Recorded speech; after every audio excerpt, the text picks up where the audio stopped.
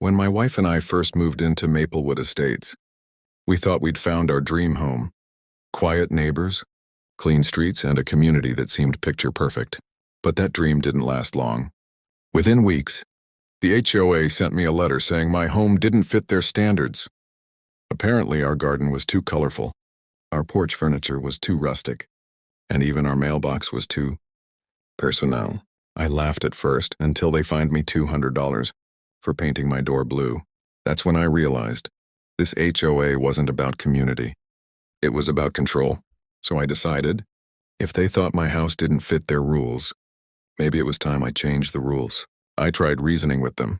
I went to meetings, spoke politely, even offered to help with community projects. But every time I opened my mouth, they shut me down. They said, "We're maintaining standards." I said, "You're maintaining fear." Soon, they started sending violation letters for everything.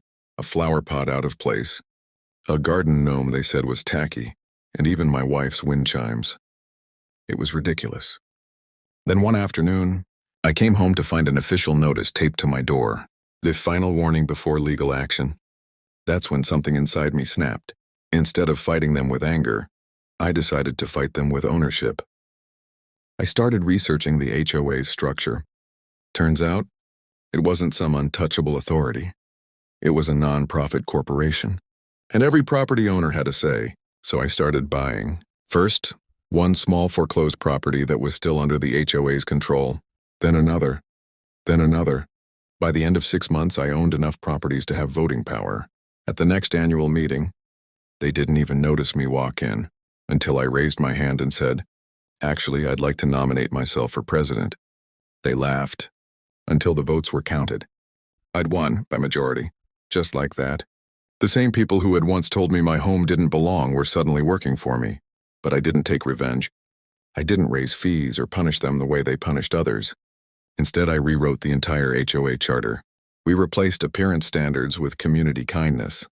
We removed fines for things like gardens, flags, or creative home designs. We even started a welcome fund, where part of the HOA budget went toward helping new families settle in, plant trees or build play areas for kids. Neighbors who used to hide behind their blinds now came out to help each other.